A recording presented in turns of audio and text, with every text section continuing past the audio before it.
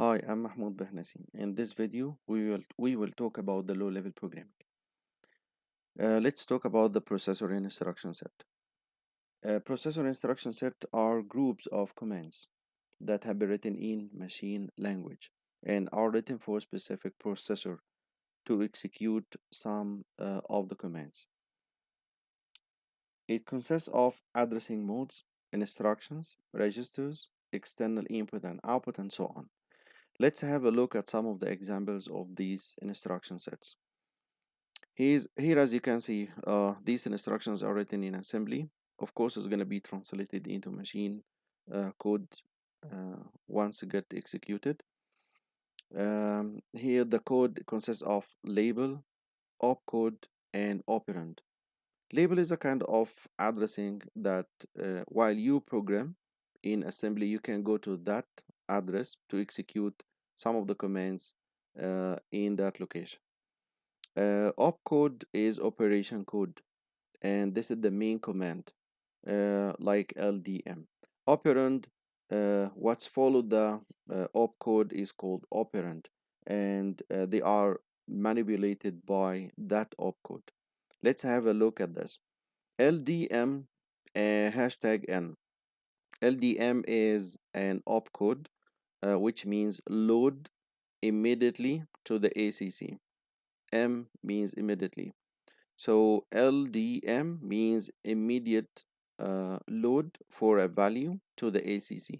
This value is written after that command, which is hashtag N. So hashtag N is going to be represented by a value like 1, 2, 3, whatever the value is. So load that value and store it into the ACC. LDD address, that means direct addressing. So load whatever the value is in that address and store it into the ACC. Type LDI means indirect addressing. That means go to that address and you will find inside it another address where it points to a value. So you have to go to that address and go to the address stored in that address to get the value stored in the second address and store it in the ACC. LDX address means indexed addressing. So the address here will consist of that address, the location of the value will consist of that address plus the value stored in the index register. So like if we have in the index register a value of 2, so this 2 is going to be added to that address. Suppose that this one is 100, so the new address is 102. Go to 102 and get that value and store it into the ACC. Before we start programming using assembly code, it's better to know the meaning of the following. ACC, it means accumulator. IX, it means index register. Hashtag means immediate addressing. Like as we said, LDM as an example, LDM hashtag 50, that means load that value and store it in the ACC. B means binary. So if we find a B followed by a number, that number means it's written in binary, not in decimal. Ampersand means hexadecimal. So what is gonna follow that ampersand sign is written in hexadecimal. Address, it means absolute address or symbolic address. We are gonna talk about absolute and symbolic later on. Problem solving and assembly language programs. When writing a solution to a problem, like when we create a pseudocode for the problem, using low-level programming language, if we're going to convert this pseudocode into low-level programming language, we need to break down the problem.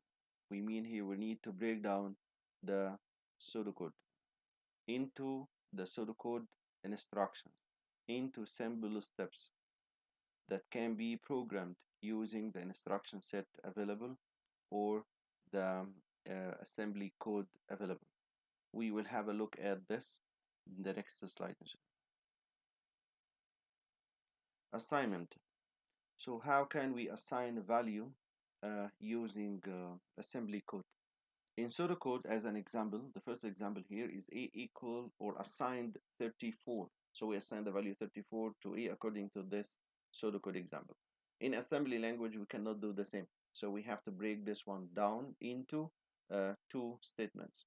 Number one, LDM, which is immediate addressing.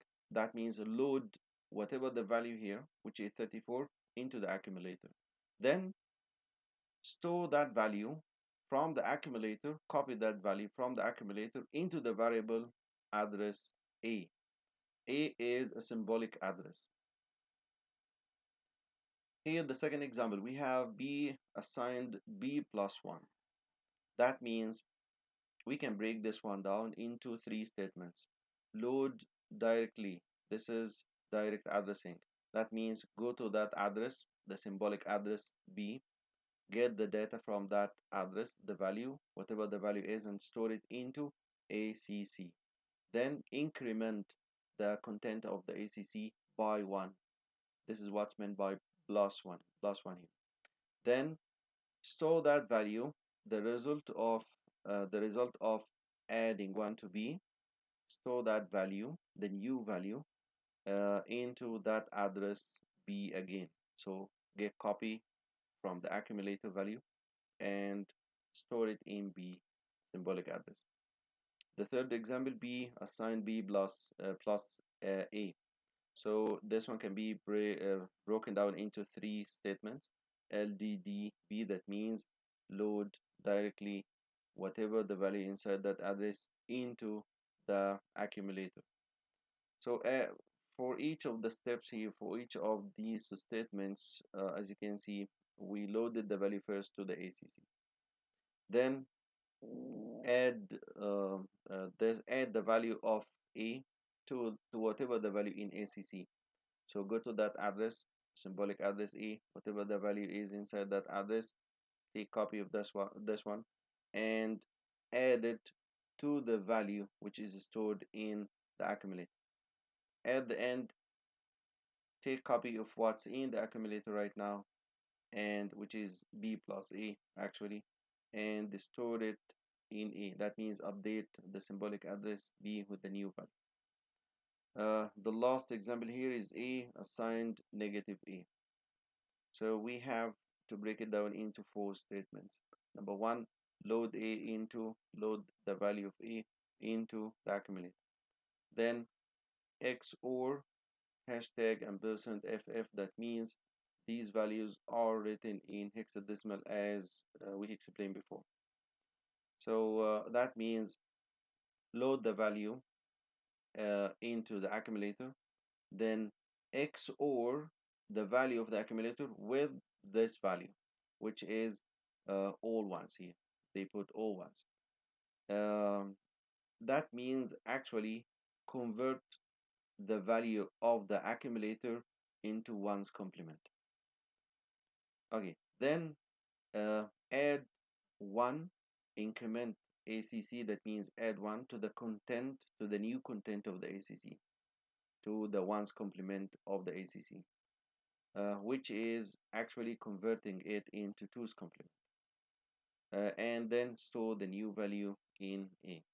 So as an example for this one, if A address is containing 1 as a decimal value, if we convert 1 into binary, it would become 1 from the right side, from the right to the left, 1 and 7 zeros. Then XOR 8 ones. That means we will end up with from the right side 0 and 7 ones. If you add 1 to this value, to the new value, this will convert it into 2's complement. So the new value of A, which is stored actually in ACC, the new value of ACC now would become 8 ones. Selection. In this part, we will talk about the selection statements that we used to have in pseudocode, like this example, and how do we represent it using assembly code like this one here. So let's take the first example. In pseudocode, to compare between two values, we use the if condition. So if condition, A is equal to 0. This is the condition. This is the if statement. Then if this one is true, then here we have this line of code which is going to be executed. So the statements that follow the then keyword are going to be executed. Here we have only one statement. So that means if a is equal to 0, if the value of a is equal to 0, then increment b by 1. And if this code can be represented in assembly by breaking down the code into the following statements. LDD load directly from some symbolic A address, the symbolic address A, the value that's stored in A and put it into ACC. So if, for example, A is equal to 4, this 4 is going to be stored in the accumulator. Then compare that value, which is in the accumulator now, with the 0. If they are not equal, jump n. This means if it's a negatively. So jump to endf. Endf here is a label, so we can write a label after the statement, after the opcode. This is the opcode. This is the operand. So the operand might be a label. So jump to endf and that's it. If it's negative, that means if it's false. As you can see, we don't have false. So if it's not true, jump to endf. What if it's true? So we go for this statement, LDD. The label then here indicate that this, if it's true, if the condition is true. But we are not going to use here the then statement in any of the opcodes. So LDD B, load B. If it's true, that means if A is equal to true, if the value of A is equal to 0, load whatever in B into the accumulator, then increment it by 1, then store the value of the accumulator, the new updated value of accumulator. Like if B is equal to 3, incremented by 1 to B4, then store that 4 into the symbolic address B in the memory. For the second example here, we have the true part and we have the false part. So here we are comparing A with B. If A is equal to B, output Y. If not, output N. So let's see how do we break it down using the assembly code. LDD means load A into accumulator. Then whatever in the accumulator, XOR logically with FF.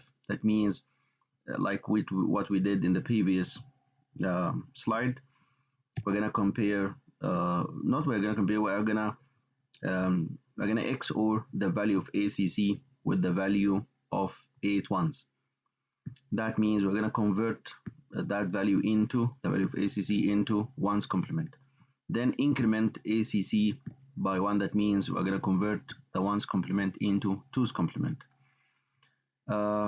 Here add B, that means take the value of B and add it to whatever we have in ACC. So let's have an example here. If we're gonna put real values, if A is equal to -4, and we need to store the -4 into the accumulator. First, we store the value 4 into the accumulator, then we convert it into 2's complement to become -4. Then we are going to add to that value, which is -4 in the accumulator, we're going to add a value of B. Suppose that B is 4. So 4 to -4, that means if we are going to add 4 to the -4, that means it should equal to 0. So compare that value after adding the B to the ACC, compare the new value of ACC with 0. So if it's equal to 0, if it's not equal to 0 here, there's one. If it's not equal, go to else. If it's not true, as we said here, if this one is not true, go to else. What's going to happen in the else statement? If it's not true, if A is not equal to B, then output N on the screen. How do we output N on the screen? Let's see. So we jump here if it's negative, if it's not equal, if it's false, go to else.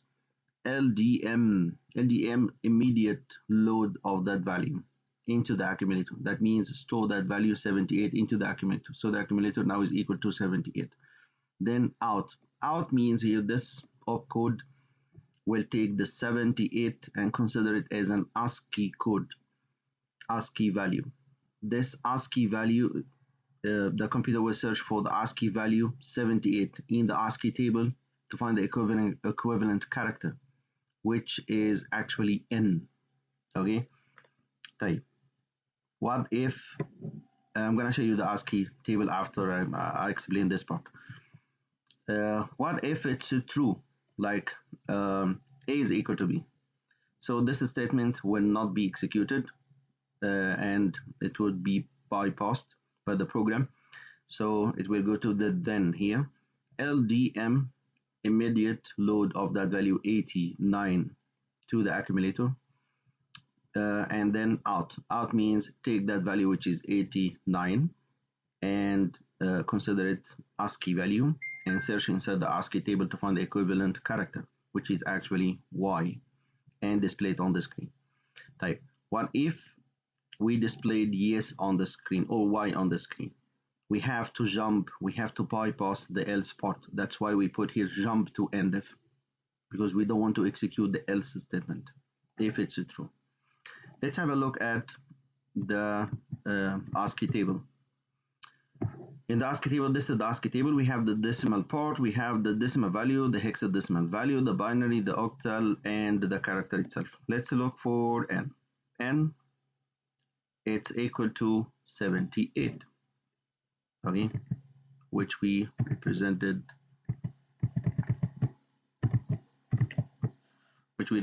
here. 78 if it's else if it's false, so that means N. Yes, and that's true. What if it's Y? So if it's Y, the ASCII value for the Y, the decimal ASCII value is 89. And this is what we find here, 89.